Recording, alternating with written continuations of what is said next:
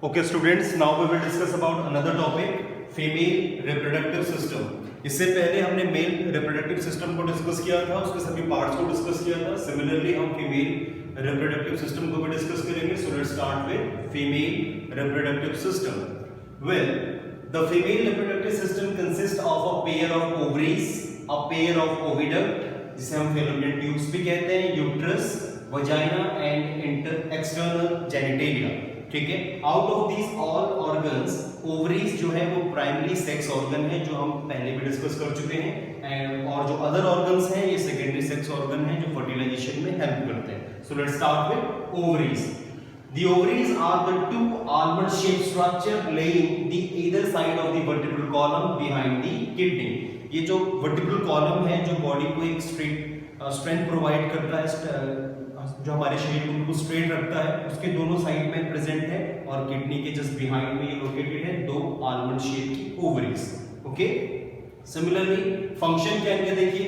Ovary का function ये है कि प्रोडक्शन ऑफ एग या ओवा, ठीक है, जो फीमेल सेक्स सेल है या फीमेल गैमेट है, उसके साथ साथ ये फीमेल सेक्स हार्मोन एस्ट्रोजन और प्रोजेस्टेरोन को भी प्रोड्यूस करते हैं, जो फीमेल्स में सेकेंडरी सेक्सुअल कैरेक्टर्स, मेंस्ट्रुएशनल साइकिल, ठीक है, और जो अदर सेकेंडरी सेक्सुअल चेंजेस हैं, प्यूबर्टी है, मैच्योरिटी है, ये ब्रिंग्स आउट करती हैं या फिर ये इनका डेवलपमेंट होता है.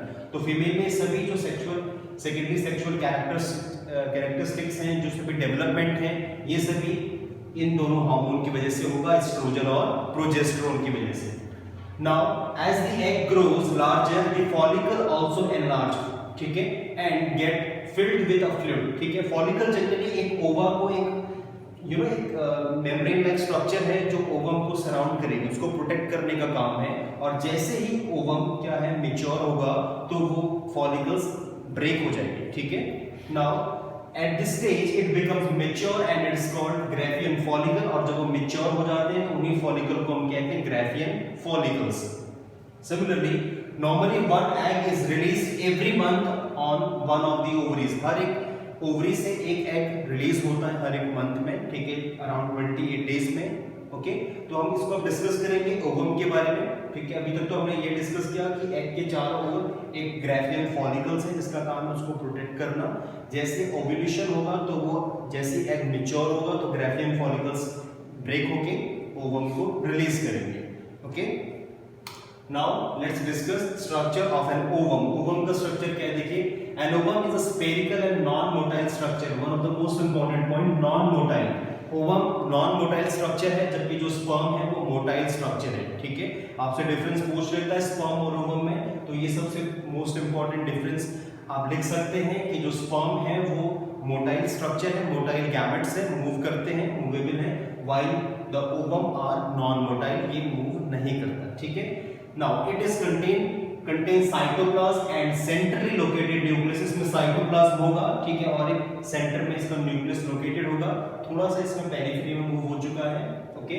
नाउ इसी के जस्ट न्यूक्लियस के आर पार, ठीक है, न्यूक्लियस के यहीं पे एक मेम्ब्रेन होगी जिसका नाम है जोना पेनिसुला, ठीक है, जो जेली लाइक कोट क्रिएट करेगी जस्ट अराउंड दी ओवम, जो ओवम को प्रोटेक्ट करने का काम है.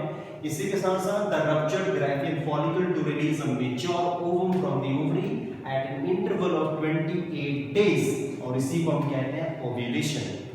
जनरली जब ओवम मैच्योर होगा तो हर एक 28 डेज के बाद जो ग्राफियन फॉलिकल है, ये जो फॉलिकल सेल्स हैं, ठीक है, जो इसके यहाँ पे चारों तरफ एक प्रोटेक्टिव लेयर क्रिएट की है, तो ये ग्राफियन फॉलिकल्स ब्रेक होंगे और ओवम को रिलीज करेंगे. ठीक है.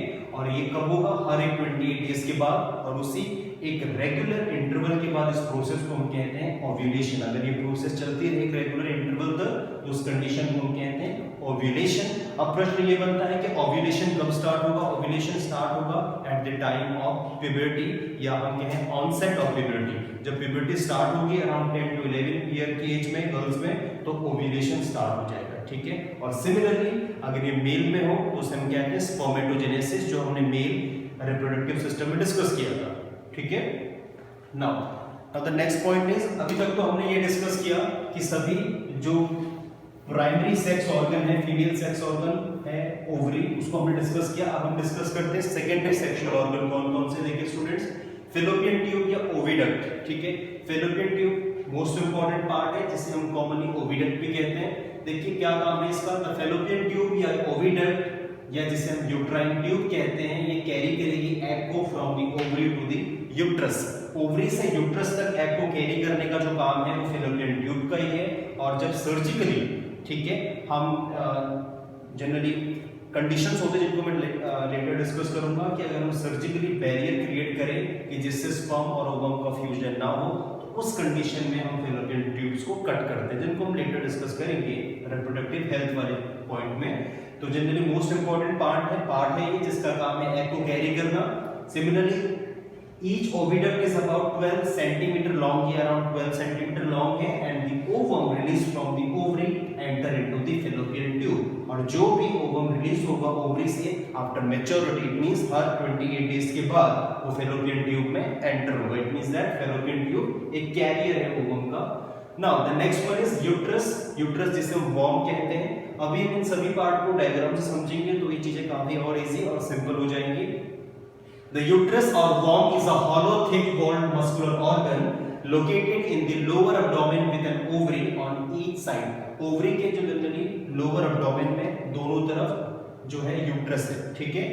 The function क्या है यूट्रस का? यूट्रस का मोस्ट इंपॉर्टेंट फंक्शन है कि जो नर्चर प्रोवाइड करना, ठीक है, बेबी को अराउंड 9 मंथ तक, ठीक है। जो बेबी का जनरली जो जब फ्यूजन हो जाएगा, जाइगोट बनेगा, तो जाइगोट के बाद जब वो डेवलपमेंट होगा, ठीक है, जिसे हम कहते हैं इम्प्लांटेशन, जो हम लेटर पढ़ने वाले हैं कि जब जाइगोट फिक्स होगा, ठीक है, यूट्रस की वॉल पे, तो लेटर वहीं पे डेवलपमेंट होता है 9 मंथ तक, जब तक कि प्रॉपर्ली डिलीवर ना हो जाए, ठीक है। तो उस पीरियड को हम गेस्टेशन पीरियड भी कहते हैं, जिसको हम लेटर डिस्कस करने वाले हैं। लेकिन इंपॉर्टेंट पॉइंट ये है कि बेबी का जो नर्चर होगा, उसका जो डेवलपमेंट होगा वो यूट्रस में ही होगा। ये इंपॉर्टेंट पॉइंट आपको याद रखना है। और कब तक? अराउंड 9 मंथ या 280 डेज तक, ठीक है। Now next part is vagina. Vagina क्या है? देखिए, it is an elastic tubular और canal like structure that connect the uterus with the outside of the body, ठीक है। जो यूट्रस को आउटसाइड ऑफ द बॉडी से कनेक्ट करती है वो वजाइना है। The sperm enter the uterus through vagina. Sperm ही एंटर होते हैं, ठीक है, वाया वजाइना, जिससे फर्दर फर्टिलाइजेशन हो सके। Until puberty, the vagina is partially or almost completely closed by a thin membrane called hymen, ठीक है। हाइमन से जनरली वजाइना कंप्लीटली क्लोज्ड होगी, ठीक है, बिफोर प्यूबर्टी, जब तक बॉडी में चेंजेस ना आ जाए। लेकिन vagina is the passage way for menstruational flow, ये मेंस्ट्रुएशनल फ्लो के लिए भी एक पैसेज है। And it is also the copulatory organ for female, और ये कॉपुलेटरी ऑर्गन भी है फीमेल के लिए। And is also termed as the birth canal because it is through the passage that the baby is born. Generally ये एक birth canal भी है, ठीक है, और जनरली मेंस्ट्रुएशनल फ्लो के लिए भी यही मीडियम है, यही, ठीक है। एंड इसे हम बर्थ कैनाल भी कहते हैं क्योंकि इसी से बेबी क्या होगा? पास आउट होगा बॉडी से, ठीक है। Now the last one is external genitalia. External genitalia देखिए क्या है? द एक्सटर्नल जेनिटेलिया और external female sex organ are collectively termed as vulva, ठीक है। और the opening of the vagina is surrounded by 2 muscular fold of skin called labia majora, ठीक है। Generally ये जो 2 फोल्ड होते हैं जो वजाइना की ओपनिंग और को कंट्रोल करते हैं, ठीक है। तो ये सभी स्टूडेंट्स पार्ट थे फीमेल रिप्रोडक्टिव सिस्टम के। अब हम डायग्रामेटिकली इन सभी पार्ट को डिस्कस कर लेते हैं, जिससे थोड़ा सा और इजीली हम इसे समझ पाएंगे। तो देखिए, ये फीमेल रिप्रोडक्टिव सिस्टम है, ठीक है। यहाँ पे ओवरी है, ओवरी से हर एक 28 डेज के बाद क्या होगा? ठीक है, एक ओवम का प्रोडक्शन होगा, ठीक है। और ओवम जनरली यहीं पे ग्राफियन फॉलिकल्स है, इनसे रिलीज होगा जब वो रप्चर होंगे, ठीक है। आफ्टर ईच 28 डेज के बाद यहाँ पे ग्राफियन फॉलिकल रप्चर होंगे और ओवम रिलीज होगा, ठीक है। और यहीं से ये जो फैलोपियन ट्यूब है, इनसे ओवम पहुंचेगा कहाँ पे? यूट्रस में, ठीक है। और यूट्रस में मैंने बताया कि वहाँ पे डेवलपमेंट होगा 280 डेज तक, या जो जाइगोट है वो फिक्स होगा, ठीक है। फर्टिलाइज एग कहें या जाइगोट का जो फिक्सेशन होगा यहीं पे होगा। ये सर्विक्स है जो जनरली वजाइना की ओपनिंग एंड क्लोजिंग को रेगुलेट करेगी, and then it is vagina, okay. तो देखिए, फीमेल रिप्रोडक्टिव सिस्टम में इंपॉर्टेंट पार्ट है, ठीक है, ओके। अभी तक तो आपने डिस्कस किया मेल और female reproductive system. I hope you all have understood.